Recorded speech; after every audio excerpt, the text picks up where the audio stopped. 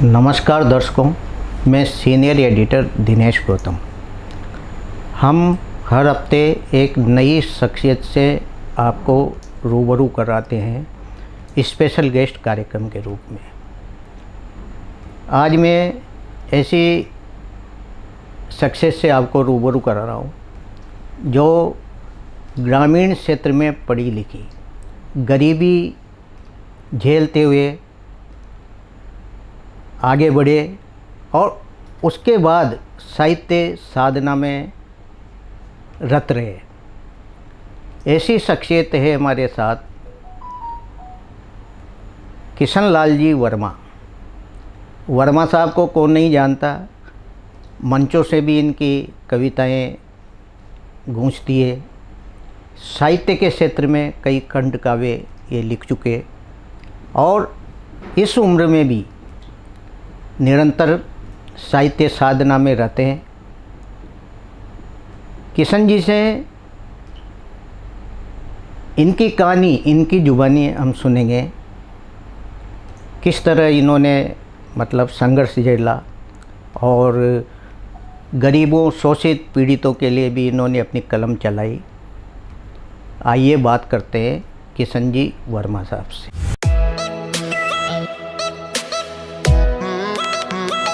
आइए बात करते हैं किशन जी वर्मा साहब से।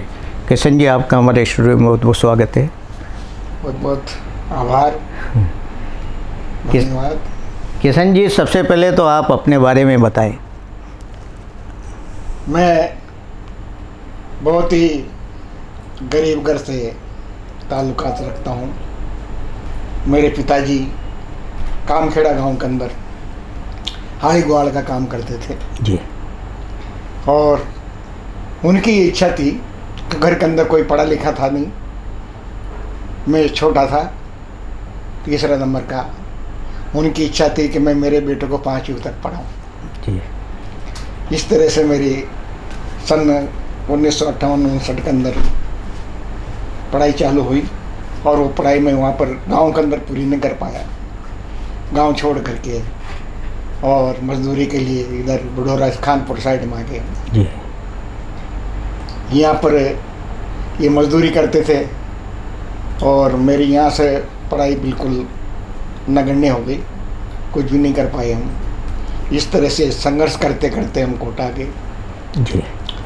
कोटा के अंदर ये मजदूरी करते थे। उस ज़माने में पिताजी को बीमारी की वजह से उनका काम धंधा छूट गया था जी। मेरे जो बड़े भाई थे 2, मेरी माँ, ये मजदूरी करते थे। उस ज़माने के अंदर एक मज़दूर जो उसको 2 रुपया पर डे और ಕೂली को 1.5 रुपया मिलता था। उसी पीरियड के अंदर मैंने होटलों पर काम करना चालू किया, कभी इस होटल पर, कभी इस होटल पर। इस तरह से करीब 12-13 साल की उम्र तक मैंने ये काम किया जी। इसी पीरियड के अंदर हमारे जो एक मिलने वाले थे, बड़े सज्जन समाज के ही थे, उनका स्नेह मेरे ऊपर ऐसा बरसा कि वो कोटा करके, हम जो कि झोंपड़ी में रहते थे यहाँ पर कत्ता फैक्ट्री के अंदर जी जी, एरिया की घास फूस की झोंपड़ी के अंदर वो आए। उनने कहा कि भाई इस बच्चे की क्यों ज़िंदगी ख़राब करते हो आप, इसको पढ़ाई के लिए रखो आप। तो इस तरह से मैंने पहली क्लास भी वहाँ पर पास नहीं करी थी जी। यहाँ कोटा आने के बाद में उनकी प्रेरणा से स्कूल के अंदर मैं तेज़ था पढ़ने के अंदर। भले मैंने कक्षा पास पहली पास नहीं की हो, लेकिन वो गिनती पहाड़ा के अंदर मैं काफ़ी कुछ जी जी आगे था।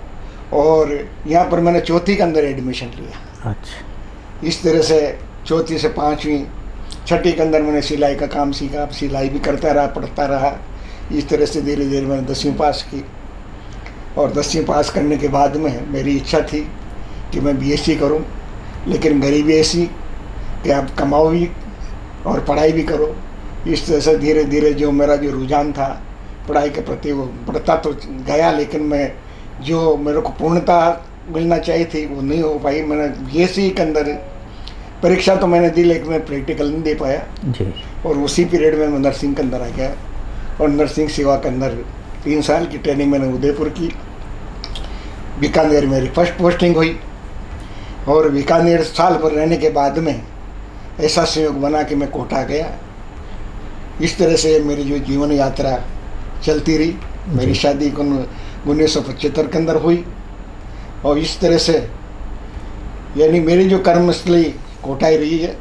MBS हॉस्पिटल के अंदर मैंने काम किया और काम भी तन मन धन से मैं ऐसा लगा कि मेरे ऊपर मरीजों की बड़ी मेहरबानी रही, उनका आशीर्वाद मेरे को मिलता रहा। और ये जो साहित्यिक का जो था ये तो मैं बहुत बाद में जाकर के जुड़ा हूँ मैं इससे, पहले नहीं था मेरे अंदर। ये तो सन 1985 की 13 दिसंबर मेरे को आज भी याद है कि मुझे सो प्रेरणा मिली इस मामले के अंदर कि भाई आप कुछ लिखो। और मेरे कुछ साथी थे जो मेरे साथ बैठे हुए थे, मैंने उनसे कहा मैंने इस तरह की अनुभूति हो रही है। उन्होंने कहा कि भाई यार अगर इसी बात है तो आप लिखना चालू कीजिए। तो मेरे को वो तारीख भी याद है जिस दिन मैंने पहली कलम चलाई, सन 1985 इसके अंदर 85 में 13 दिसंबर की याद है मेरे को। और उस साल से मैंने लिखना चालू किया। तो मेरा ये सोचना था कि जो सरस्वती माँ ने मेरे ऊपर जो कृपा करी है, तो जिस तरह से उन्होंने कृपा की है ये अपनी कृपा वापस भी ले सकते हैं। तो जितना ज़्यादा लिख सको उतना लिखो। बिल्कुल। और मेरा सौभाग्य रहा कि सन 86 के अंदर मैंने अविरल लिखना चालू किया। अच्छे लोगों के साथ मेरा संपर्क रहा, उनका आशीर्वाद रहा। जैसे ब्रिजेंद्र जी कौशिक हैं, महेंद्र जी ने हैं, मुकुटमणि राज, दुर्गादान जी, प्रेम का खास मेरे ऊपर हाथ रहा। और उन्होंने उसी साल यानी सन 1986 के अंदर यहाँ से अखबार जो देश की धरती चला करता था उसके अंदर उन्होंने मेरा इंटरव्यू छापा और घर के जोगी के नाम से उन्होंने मेरे ऊपर एक बहुत बड़ा लेख लिखा। और उसके बाद में मैं मंचों पर भी आया और उसके बाद मैंने पीछे नहीं देखा जी। जितनी साहित्य सेवा मैंने की है जी, तब से लेकर अब तक मैं 6 महाकाव्य लिख चुका हूँ और 3 खंड काव्य हैं, 3 गीतों के हैं, 2 अनुवाद है और गीत संग्रह भी है। इस तरह से मैं 16 किताबें अब तक मेरे आ चुकी है, 2 अभी प्रकाशाधीन है। इस तरह से ये करीब 1.5 दर्जन मेरा काव्य इस वक्त है, जिसमें 6 महाकाव्य हैं। तो यह मेरी साहित्यिक यात्रा यहाँ तक जाती है। किशन जी, वास्तव में आपका जीवन बड़ा संघर्षपूर्ण रहा और लेकिन पढ़ाई आपके काम आई। अव्वल थे आप पढ़ाई में और नर्सिंग से आप रिटायरमेंट हुए। लेकिन साहित्य साधना बड़ा कठिन कार्य है। कैसा जब आपके मन में ये उपजा कि मैं अनुभूति हो रही है साहित्य लिखने की, तो फिर कैसा आगे आपकी यात्रा रही, कैसी खुशी आपको उस समय मिली? नहीं, उस वक्त जब नया जब लिखा तो एक चाव हुआ करता था। तो क्या कोटा के अंदर गोष्ठियों का माहौल था। तो इसमें जनवादी लेखक संघ है, अपने भारतीय समिति है, ये कुछ ऐसी संस्था थी जिनका अंदर विरल साहित्य की संरचना चलती रही और अच्छे लेखक थे। उनका बड़ा प्रयास मिला। जैसे मैंने बताया आपको ब्रिजेंद्र जी कौशिक, उस जमाने के अंदर बड़ा नाम था। प्रेम को तो सारा संसार जानता था। तो दुर्गादान जी, मुखर्जी, ये सारा का सारा उन लोगों के संपर्क में आया। उनका प्यार मेरे को भरपूर मिलता रहा। और वो उनका, क्योंकि उस वक्त जब जितने भी जो लेखक थे ना, वो इतने ईमानदारी से उसकी ये करते थे आलोचना समालोचना कि अगर आपके अंदर कुछ त्रुटियां भी अगर होती है तो उनका सुधारा करते थे, यानी झूठी वाहवाही नहीं किया करते थे। बिल्कुल। तो उसी पीरियड के अंदर मैंने कहा कि सन 1990 के आसपास की बात है कि मैंने मेरा पहला खंड काव्य नेमी चंद आया था जी, जो मैंने बीकानेर में जाकर के लिखा। और वो दलित विमर्श का, मैं समझता हूँ राजस्थान के अंदर पहला खंड काव्य था वो। बिल्कुल। जो मेरा यार 2003 में उसका प्रकाशन हुआ जी। किशन जी, आपने बताया कि स्वर्गीय प्रेम जी प्रेम वास्तव में ऐसे साहित्यकार थे जो उस समय के दौर में आगे बढ़ाने का काम करते थे। बिल्कुल बिल्कुल। और वह दौर जो 80 से लेकर और जब तक मरणोपरांत का ऐसा दौर था कि साहित्यिक गोष्ठियाँ भी एक मतलब आगे बढ़ती गई। हाँ। कैसा दौर था वास्तव में वो? देखो, उस वक्त क्या कि एक दूसरे का यानी वो साथ देते थे, कोऑपरेशन था बहुत। और जो यानी जो छोटे से साहित्यकार था उनको प्रोत्साहित करते थे। तो उनका तो क्या कि हर जो साहित्यकार थे ना उस जमाने के अंदर जो भी, तो उसमें जैसे एक जो पूर्णचंद जी लखपति थे, मेहता, रामदयाल जी मेहरा भी धीरे धीरे लिखना चालू कर दिए थे। तो इस तरह से बहुत से उस समय के अंदर ये चांद शेरी ये कुछ आए उस पीरियड के अंदर, तो अच्छा इन लोगों का रिस्पॉन्स भी मिला। और उस समय के जो साहित्यकार थे क्या उनकी रचना भी बड़ी अच्छी हुआ करते थे। आज यानी जो मंचों को पर जिस तरह से चुटकुलेबाजी होती है ना, उस जमाने के अंदर थे बड़ी साफ सुथरी रचनाएं हुआ करती थी, लोग बहुत पसंद करते थे उस वक्त। किशन जी, उस समय भारतेंदु समिति यानी साहित्यकारों का एक विद्यालय था, है ना, और ऐसा कहा जाता है कि साहित्य साधना वहाँ होती थी और अच्छे जो साहित्यकार थे वो आगे बढ़ाने का काम करते थे। तो क्या साप्ताहिक होती थी या निरंतर इस तरह की? नहीं, वो बिल्कुल साप्ताहिक गोष्ठी हुआ करती थी। जी जी। हैं, और उस गोष्ठी के अंदर या कोटा के दो अंदर जैसे बुद्ध सिंह जी बापना जैसे, दया कृष्ण जी बीजे जैसे, इस तरह प्रेमलता जी जैन, और भी ये अपने शिव नारायण जी वर्मा जो उस वक्त अध्यक्ष हुआ करते थे। हाँ, तो ये सारे के सारे लोग आया करते थे उस गोष्ठियों के अंदर, और बड़ा अच्छा माहौल मिलता था और अच्छी रचनाएं उसके अंदर हुआ करती थी। बहुत कुछ सीखने को मिला था वहाँ पर भारतीय समिति के अंदर। जी। आज वो बात नहीं है जैसे पहले थी। जी। किशन जी, आपने नेमीचंद लिखा, यानी दलित और शोषित पीड़ित के लिए, तो क्या था उसमें, क्या आपने उसमें मतलब दर्शाया? मैंने ये देखा कि एक गरीब, एक जाति पाति का जिस तरह से हमारे इस देश के अंदर हमेशा ऊंच नीचता, जाति पाति, धर्म के विकोर, ये जितनी भी जो कुछ रूढ़िवादियाँ थी, तो जो जिस तरह से अंधविश्वास था, जिस तरह से जाति के ये थी कि छोटी जात बड़ी जात, तो ये जो पीड़ा जो थी, मैंने इसमें नेमीचंद के अंदर ही उजागर करने की कोशिश की कि हम लोग यानी गुलाम आज से नहीं, यानी खाली अंग्रेजों के टाइम से नहीं गुलाम रहे।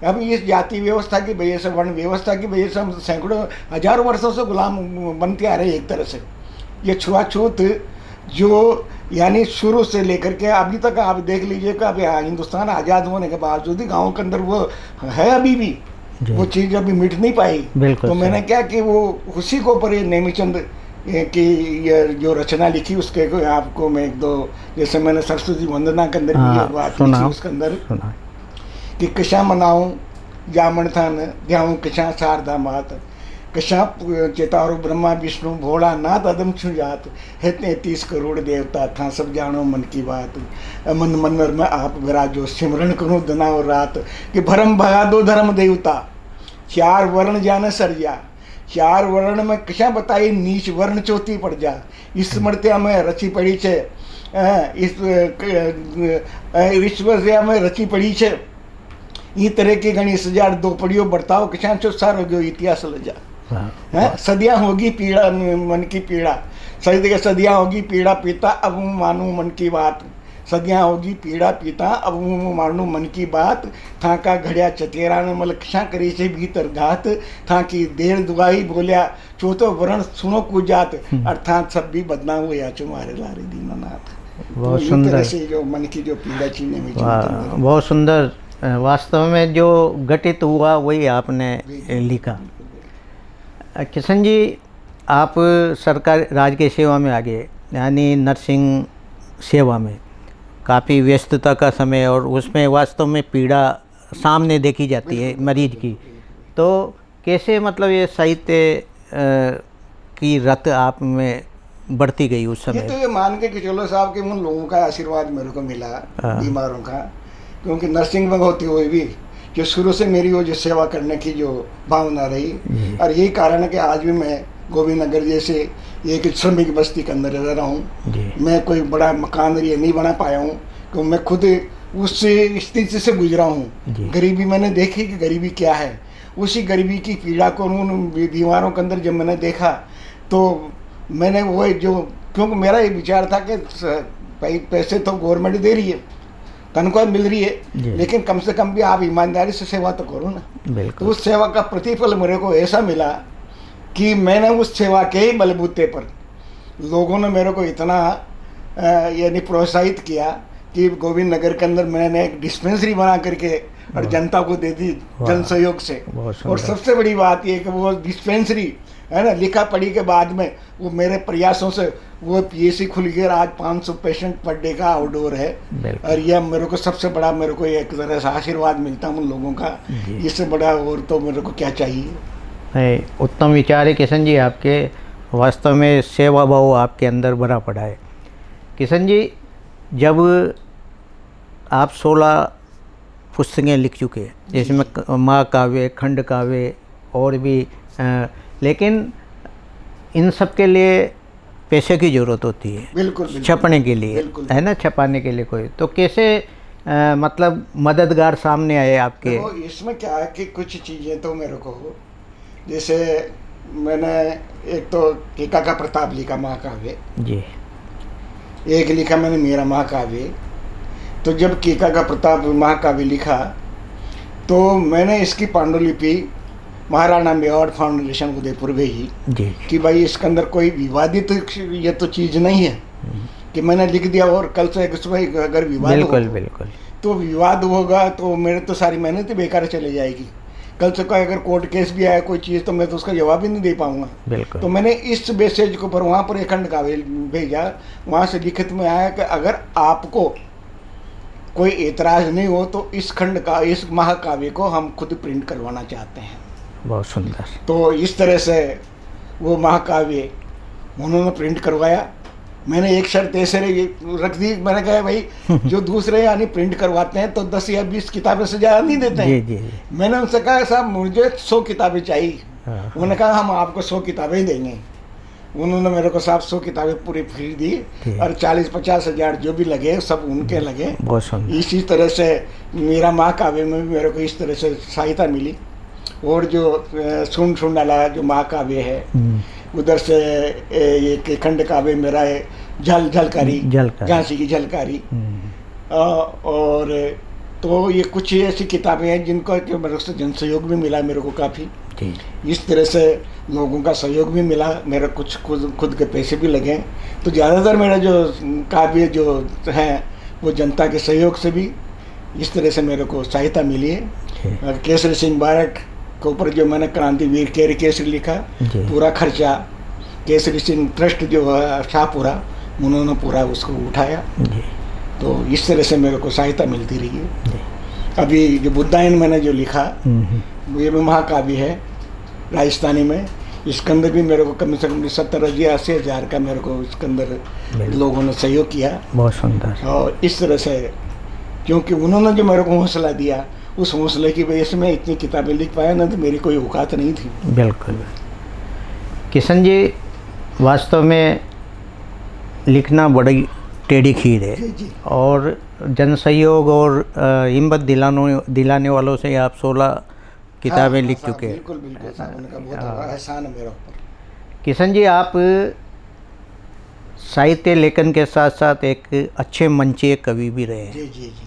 और आपकी रचनाओं को, जो रचनाएं आपकी वो एक दर्द देती या कुछ मतलब लोगों को एक सही ज्ञान देती प्रतीत होती है। तो कोई ऐसी कविता जो आप दर्शकों को सुनाएं? बिल्कुल बिल्कुल साहब। तो मेरी एक कविता है 10 बाई 10 को कमरो, और या हूँ जमाना के अंदर मनचा को ऊपर खूब चल लीजिए साहब जी।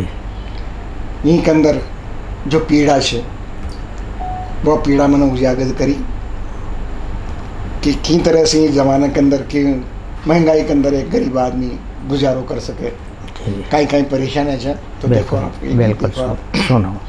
खड़ा बोल हो गयो महंगाई दन दन बढ़ती जावे, हर घी बाबा के मोल दूध में छो छो पानी आवे, लसन तेल मरचा दाला की थाने काई बताऊं, यो महंगो हुयो बड़ी तो बासी खाकर काम चलाऊं, माई बाप छोरा छोरी गया आया कशा भुलाऊं, 10 बाई 10 का कमरा में सारा ने कशा सुलाऊं, 10 बाई 10 का कमरा में सारा ने कशा सुलाऊं। मजबूरी यार देखो कि घरवाली का दन पूरा भाई को ब्याह ये लक्ष्य, पाका पान डोकरा का 70 में माँ को पग छे, हारी बीमारी दुनियादारी में पूंजी लागी, और जड़वा जोत जड़ूलिया को भाया के भारी अलग छे। तो एक डक्यो तो एक उगाड़ो कुण कुण न समझाऊं। 10 बाई 10 का कमरा में सारा ने किशा सुलाऊं। 10 बाई 10 का कमरा में। देखो आप पंक्ति देखो। आमद 5 खर्च 10 बेटी कांच नी रखवा लागी। जिनका घर के अंदर जवान बेटी हो जाओ माँ बाप का नींद ना हो साहब। पंक्ति देखो। आमद 5 खर्च 10 बेटी कांच नी रखवा लागी। और 16 पार बसंत 17वां की पगडंडी आगी। और माउट की बोचारा पाड़ोशा की डसबा लागी। और सूटा देख रुकाड़ा की तस भूख नींद सब भागी। पर प्यासों को वो चढ़स डाई जो भरियो कहाँ सुलाऊं। 10 बाई 10 का कमरा में सारा ने किशा सुलाऊं। 10 बाई 10। और पंक्तियां देखो आप। भगवान न करे गरीब आदमी का घर के अंदर कोई मौत हो जाओ ना जी तो नाता रिश्तेदार वाला मुझसे कहेगा भैया पूरा कार्यक्रम करें को काटो नुकतो सब कुछ भलाई उनकी धरती बिक जाओ। उनकी चिंता न करेगा माँ ने खिलाए तो तू भी खिला। वो समय के एक घटना ऐसी कि हमारा यानी डिपार्टमेंट के अंदर जो स्टोर के अंदर इंचार्ज हूँ और हमारे पास चतुर्श्रेणी कर्मचारियों के पिताजी रूस करके चल गया। 8-10 साल तक ना आया तो जाति वाला ना हो सके कि तारा बाप तो गुजर गयो। अरे भैया नुक तो काटो करूँगा आदमी से जिंदो नुक तो करवा दे साहब डोकरा। और बाद यह देखो कि 15 दिन बाद में पिताजी आके गणना तो वो आदमी की कहीं स्थिति हो गई। पंक्ति देखो आप। गला बोल हो क्यों महंगाई दन दन बढ़ती जावे। भाई सगा बतलावे आंगा हरिद्वार ले जाजे। सातों जात गांव की गंगा जल गंगोज झिमाजे। और ठाकुर जी की कथा बावल्या धूमधाम करवाजे। और धर्म कर्म कर मर्त लोक सु भवसागर तर जाजे। पर घर धरती तो कहने पहली आने किशा बताऊं। 10 बाई 10 का कमरा में सारा ने किशा सुलाऊं। 10 बाई अंतिम पंक्ति देखो आप। 10 बाई 10 का कमरा में सारा ने किशा सुलाऊं। परस बरोबर बेटो रोजगार के बना तरस गयो। परस बरोबर यानी अतनो ऊंचो हो गयो अपना सभी कंधा से भी बहुत आगे निकल गयो कि परस बरोबर बेटो रोजगार के बना तरस गयो। और भरी जवानी में चिंता सु बाबो जिशा दरस गयो। काल पर्यो की बात सेठ घर बादल जिशा गरज गयो। यो सावण सूखो मारो मन भादव के जिशा बरस गयो। ये कांदा झुक गया पे बंद कब तक चपकाऊं। 10 बाई 10 का कमरा में सारा ने किशा सुलाऊं। 10 बाई 10 का कमरा में हड़ा बोल हो गयो महंगाई दन दन बढ़ती जावे। घी बाबा के मूल दूध में छू छू पानी आवे। लसन तेल मरचा दाला की थाने का ही बताऊं।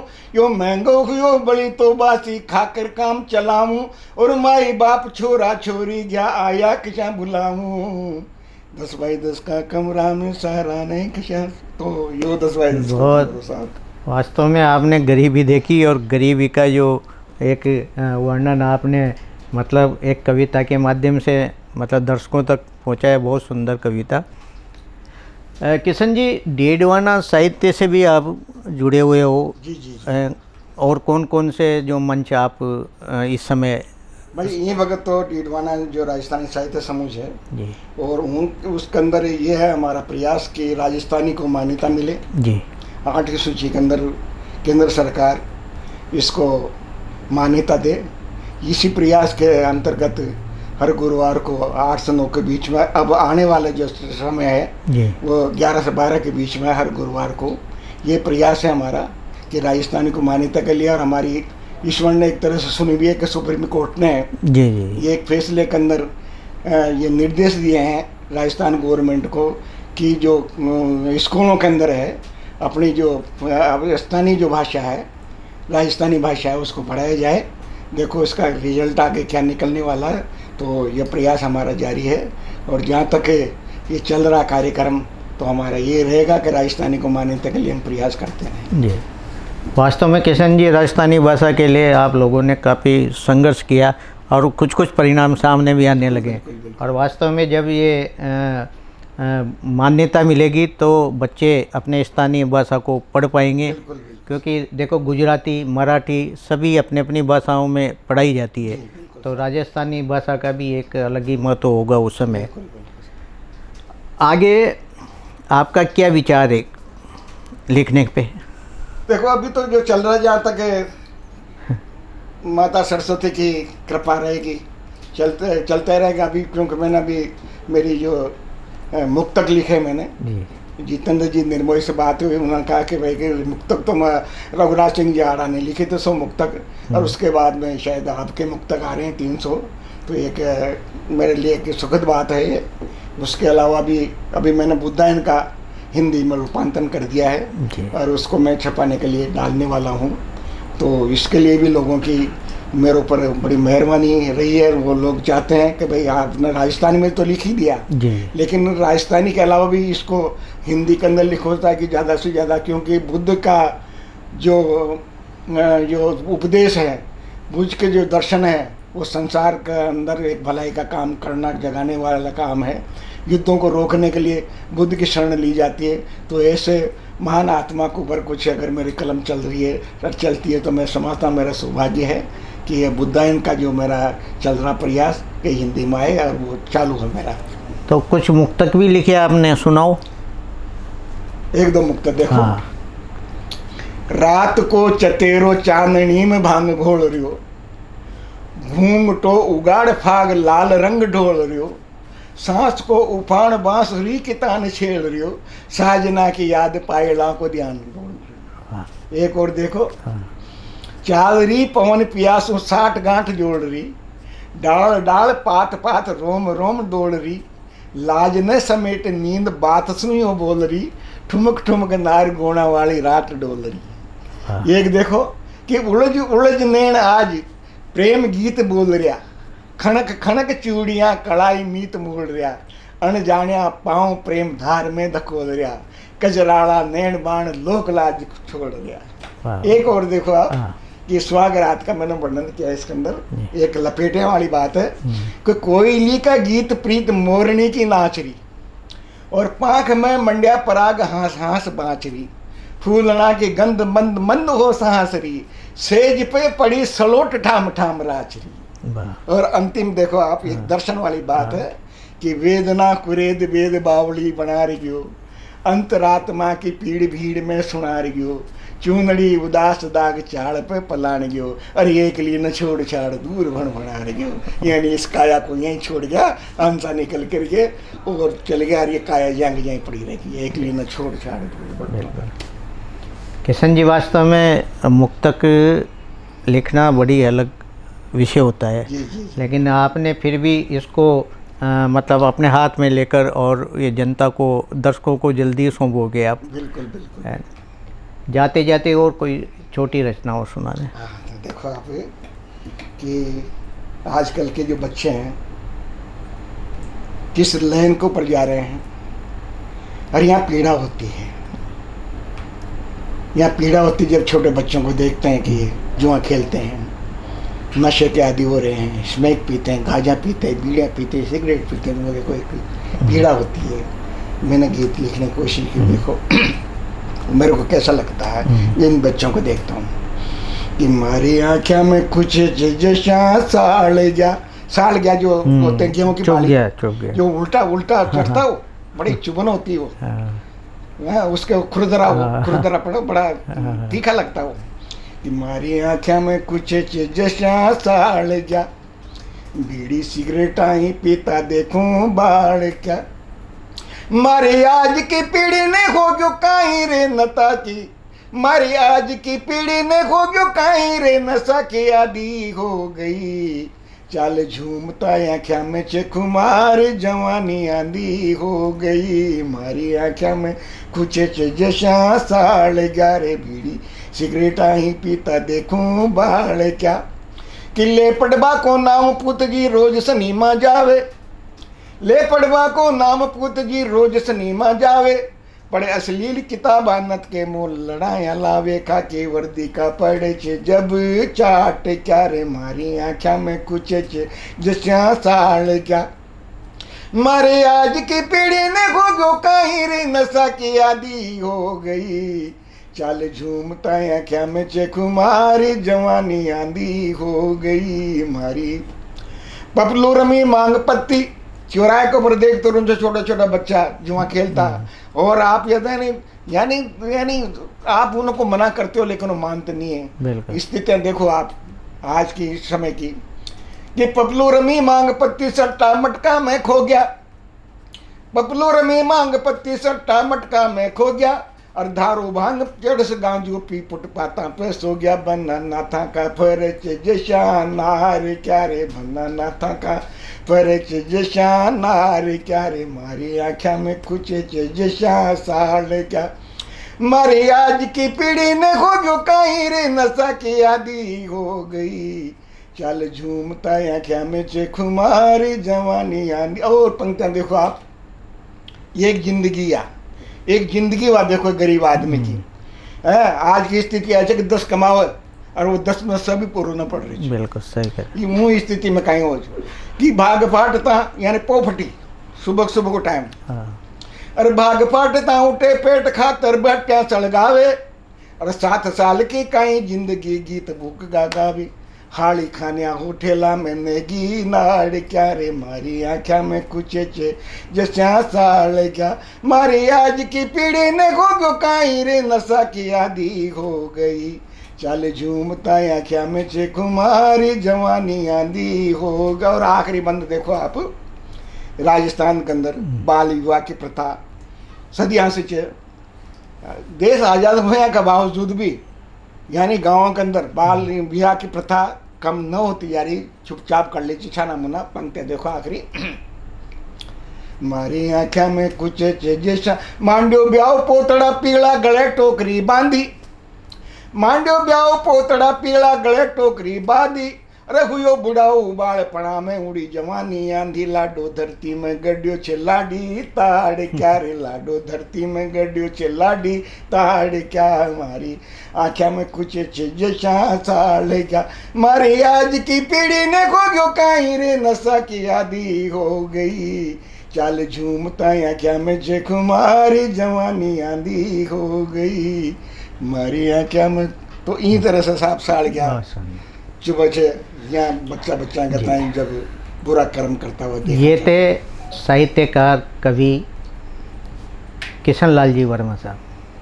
वर्मा साहब ने गरीबी देखी और उस पर लिखा, कुरीतियों पर लिखा, और इसके साथ साथ 16 किताबें इन्होंने दर्शकों को सौंपी, और अभी भी बराबर ये लिख रहे हैं। आने वाला इनका बुद्धायन जो किताब आ रही है उसमें भी एक अलग ही संदेश देकर जाएगी वो दर्शकों को। आज ये हमारे स्टूडियो में पधारे। नमस्कार। नमस्कार साहब, बहुत बहुत धन्यवाद, बहुत बहुत आभार दर्शकों को, कि संग प्रेम प्यार बने रहे।